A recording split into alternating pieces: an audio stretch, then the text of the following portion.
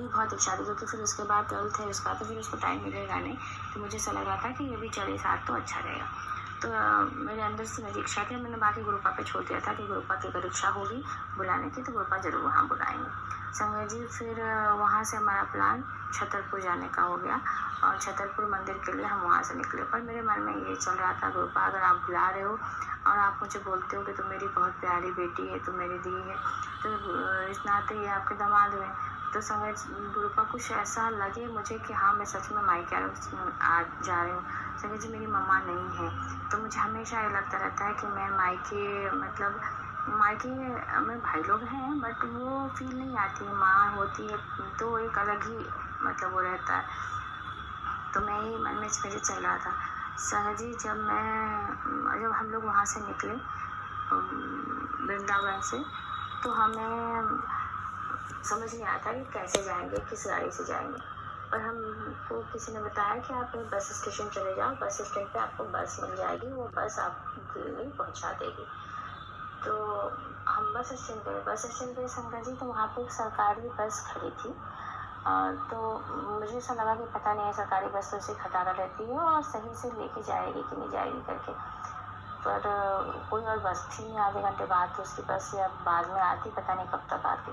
हमारे पास इतना टाइम नहीं था, तो हमने सोचा कि रूपापन हमारे दिमाग में दिया कि जा बस के अंदर जाके देख तो सही। तो समझिए मैंने अपने अंकल जी से कहा रुक जाओ, क्यों मैं बस के अंदर देख के आती हूँ सीट है भी कि नहीं है, ऐसे ही बैठा रहा, क्योंकि बस मुझे बाहर से पूरी भरी हुई दिख रही। संगत जी जब मैं अंदर गई, मैंने उनसे कहा कि क्यों, जगह तो है नहीं, आप कैसे बोल रहे हो बैठ जाओ। तो उन्होंने मुझे बोला कि है ना जगह, आप आओ तो सही।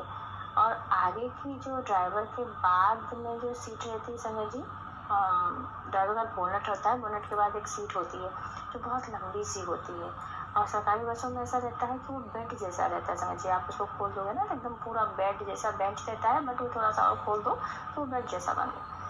तो संगत जी वो पूरी सीट मैंने हमको दे दी, ये पूरी सीट है आपको, आप आ जाओ बैठ जाओ। और संगत जी हम ऐसा लग ही नहीं रहा था कि हम बस में यात्रा कर रहे हैं, हमको ऐसा लग रहा था कि हम मतलब कैसे बताऊँ संगत जी, पूरी सीट खाली थी और आराम से हम लेट के बैठ के जैसे चाहे वैसे हम उस पर जा सकते थे। जब हमको थक जाते थे तो बैठ जा रहे थे, कभी लेट जा रहे थे, ऐसे करके कृपा ने हमको छतरपुर पहुँचाया, दिल्ली पहुँचाया। दिल्ली से फिर वो आखिरी जो उनका था ना बस वाले जो पहुँचा रहे थे, वो छतरपुर के बहुत पास में कोई मेट्रो स्टेशन था, वहाँ पर उन्होंने हमको छोड़ा।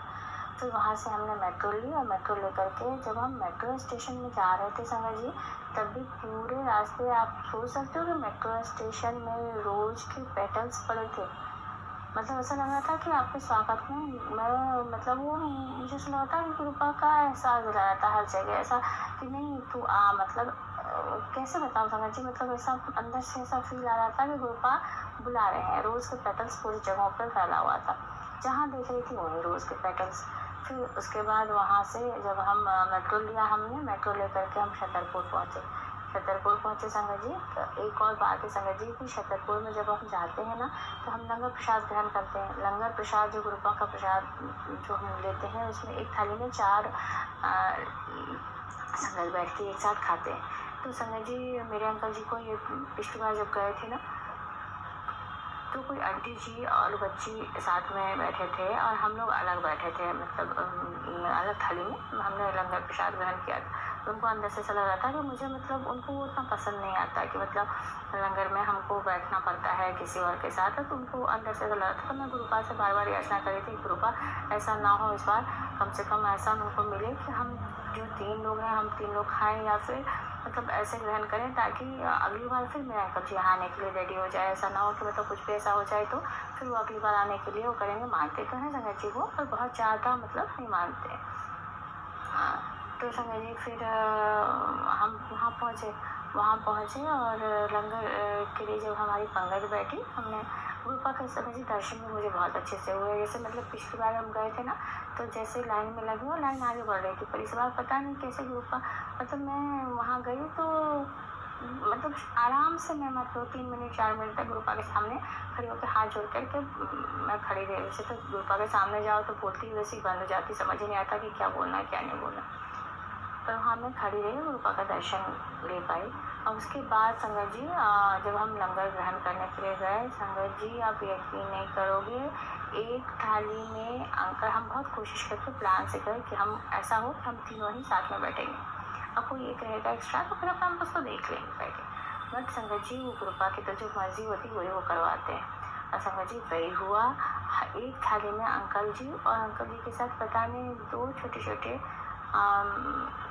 बच्चे जैसे थे, मतलब वो अंकल जी मतलब वो ऐसे थे संगत जी कि जो बहुत ज़्यादा इनका केयर कर रहे थे और इनके हाथ में रोटी के टुकड़े हाथ में पकड़ा दे रहे थे कि अंकल जी मेरे मोटे हैं संगत जी, तो बहुत ज़्यादा आराम से वो बैठ करके खा नहीं पाते हैं, पर वो रोटी हाथ में पकड़ा दे रहे थे, सब्जी हाथ में पकड़ा देते, इनका पूरा एक घोड़ा उन्होंने अलग कर दिया कि ये लो आप इसमें खाओ, मतलब उन्होंने मतलब पूरा ऐसा जैसे वीआईपी ट्रीटमेंट, वीआईपी फील जो होता है ना, वो चीज़ उन्होंने उनको दिलाया और उनको बहुत अच्छा लगा।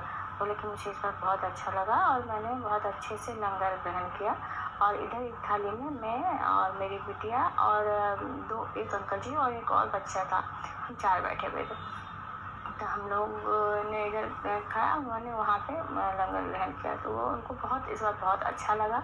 मैंने गुरुपा का शुक्राना किया वहीं पे, गुरुपा लख लख शुक्राना, गुरुपा अनंतम शुक्राना मेरे प्यारे गुरुजी महाराज, क्योंकि मैं बहुत अंदर से डरी हुई थी कि फिर इनको अगर वो ग्रहण किए तो फिर बाद में आकर के बोलेंगे कि अगली बार जाने के लिए इतनी जल्दी वो रेडी होंगे नहीं। और गुरुपा ने बहुत अच्छे से उनका वो किया। मैं बाहर जब निकले तो मैं उनको बोला भी कि क्यों कैसा लगा, तो बोले कि बहुत अच्छा लगा, ऐसा मुझे ऐसा लगा कि जैसे कोई स्पेशल ध्यान मतलब रख रहा है मेरा।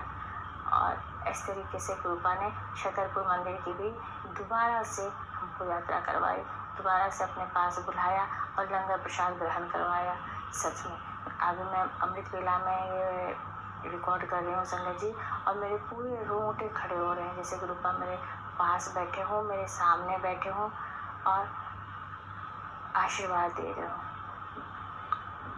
शुक्राना गुरुपा, लख लख शुक्राना, अनंतम शुक्राना मेरे प्यारे गुरुजी महाराज, आपका जीवन में आना बहुत बड़ा मिरेकल है गुरुपा।